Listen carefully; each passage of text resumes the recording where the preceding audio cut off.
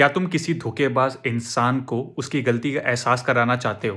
क्या तुम किसी ऐसे इंसान से बहुत ज़्यादा परेशान हो जो तुम्हें चीट कर रहा है, जो तुम्हें धोखा दे रहा है, लेकिन वो अपनी गलती मानने के बजाय खुद इतनी चौड़ में रह रहा है जैसे कि उसने कुछ किया ही ना हो।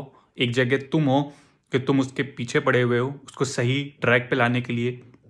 तुम उसको अपनी पुरानी बातें बताते हो, तुम उसको प्यार से समझाते हो, तुमने उसे गुस्से से भी समझाया, तुमने उसको हर एक तरीके से समझा, लेकिन वो इंसान समझ नहीं रहा है। उल्टा वो इंसान हर जगह मुँह मार रहा है और तुम्हें ये चीज़ पता है कि वो इंसान मुँह मार रहा है, फिर भी तुम उसको छोड़ नहीं पा रहे हो और तुम चाहते हो कि वो इंसान तुम्हारे साथ बना रहे रिलेशनशिप में।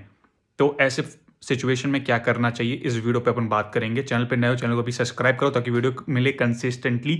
सबसे पहली चीज़ जो तुम मुझसे पूछते हो भाई, जो तुम मुझसे बोलते हो, तुम मुझसे हमेशा बोलते हो कि भाई ऐसी सिचुएशन में क्या करें जब कोई इंसान हमारी बात को ना समझे? ऐसी सिचुएशन में क्या करें जहाँ पे हमारी कोई गलती नहीं है, फिर भी हम सॉरी बोल रहे हैं उस इंसान के सामने, सो दैट वो इंसान हमें छोड़ के ना चला जाए। हम अपनी तरफ से वो सारी चीज़ें कर रहे हैं जो हमें करनी चाहिए एक रिलेशनशिप को बचाने के लिए या रिलेशनशिप को चलाने के लिए, लेकिन रिलेशनशिप चल ही नहीं रहा है। क्यों? क्योंकि वो इंसान सुधर नहीं रहा। वो इंसान मेरे होते हुए भी कहीं और मुँह मार रहा है और जब मुझे ये चीज़ पता है, फिर भी मैं उससे पूछता हूँ कि क्या तू कोई चीज़ गलत कर रहा है, तू कहीं और मुँह मार रहा है या मार रही है? तो वो इंसान बोलता है, हाँ, मैंने मारा, लेकिन वो उस चीज़ को भी डिफेंड कर रहा है।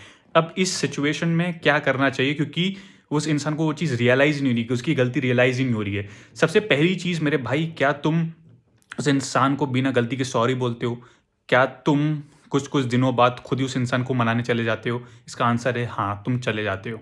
मेरे भाई, जब उस इंसान को मालूम है कि वो धोखेबाज है, उस इंसान को पता है कि वो गलत कर रहा है, लेकिन उसको ये भी पता है कि तुम एक ऐसे इंसान हो, सब जानते हुए उसके पीछे भाग रहे हो, तो भाई वो क्यों तुम्हें एज़ अ ग्रांटेड नहीं लेगा? वो क्यों तुम्हारी कदर करेगा? जबकि उसको मालूम है कि चाहे वो कुछ भी कर दे, तुम उसके पीछे हो।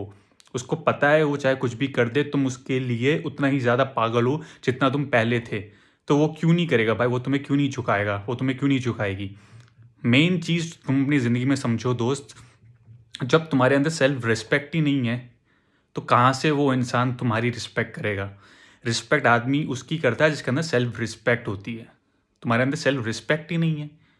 तुम धोखेबाज इंसान के सामने खुद मुँह मार रहे हो और तुम उसको घटिया बोलते हो। भाई घटिया तो तुम हो। क्यों? क्योंकि तुम एक घटिया इंसान के लिए घटिया हरकतें कर रहे हो और वो हरकतें वो हैं क्योंकि तुम उस इंसान को खोना नहीं चाहते, तुम उस इंसान से दूर नहीं रहना चाहते, तुम उस इंसान के साथ लगे रहना चाहते हो। इस वजह से वो तुम सारी चीज़ें कर रहे हो। और मेरे भाई, वो इंसान जो है ना, धोखेबाज इंसान, मान लो वो दूसरे इंसान को छोड़ दे, जहाँ वो मुँह मार रहा है, लेकिन वो अपनी हमें वो जिस इंसान का कैरेक्टर सही नहीं होता, वो कभी सही नहीं होता ज़िंदगी में। क्यों? क्योंकि आज वो किसी इंसान को छोड़ भी देगा जिससे वो मुँह मार रहा है, कल को किसी और को पकड़ लेगा। क्योंकि ऐसे लोग जो सिर्फ़ अट्रैक्ट होते रहते हैं ना नए-नए लोगों से, जिसके अंदर सिर्फ़ और सिर्फ़ चुल्ला होता है कि नए-नए लोगों से अट्रैक्ट होना, नए-नए लोगों से बकलोरी करना, मैसेज करना।